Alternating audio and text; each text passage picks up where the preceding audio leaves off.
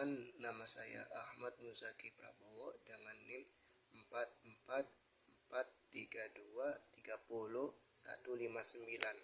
Definisi dan sifat enzim. Enzim adalah protein yang berfungsi sebagai biokatalisator senyawa yang meningkatkan kecepatan reaksi kimia.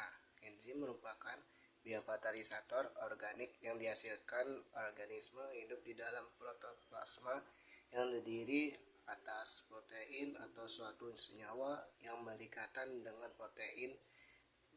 B. Tata nama dan klasifikasi enzim.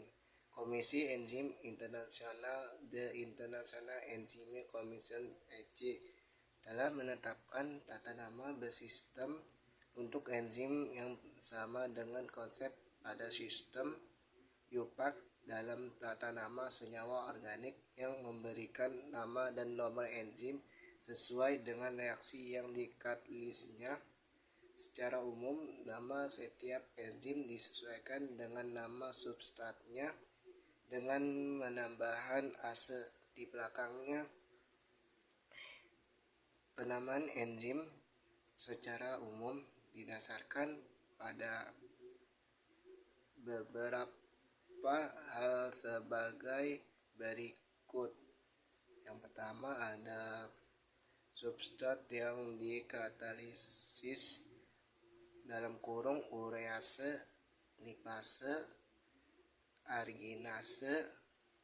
2. Jenis reaksi yang dikatalisis dekarboksilase, hidrase, esterase, penomoran menurut ketentuan International Enzyme Commission.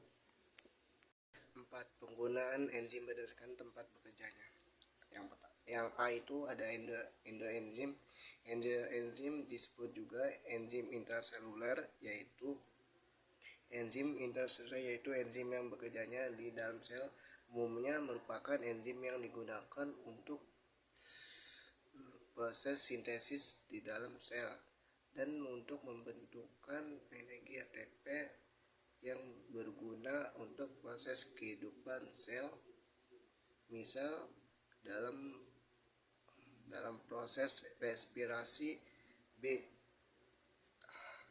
Ekstraenzim disebut juga enzim ekstraseluler, yaitu enzim yang bekerjanya di luar sel. Umumnya berfungsi untuk mencernahkan substrat secara hidrolisis untuk dijadikan molekul yang lebih sederhana dengan BM lebih rendah sehingga dapat masuk melewati membran sel. Yang kedua, penggolongan enzim berdasarkan daya katalisis. A. Oksidoreduktase. Enzim ini mengkatalisis reaksi oksidasi reduksi yang merupakan pemindahan elektron hidrogen atau oksigen.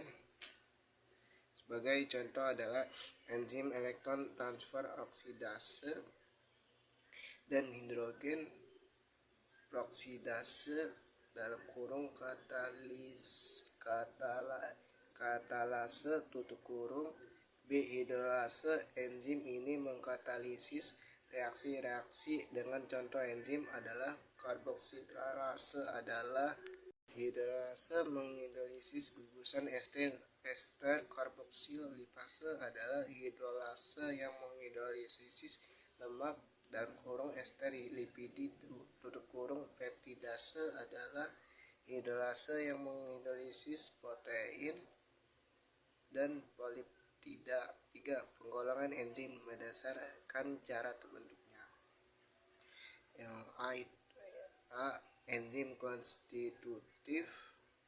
Di dalam sel terdapat enzim yang merupakan bagian dari susunan sel normal, sehingga enzim tersebut selalu ada.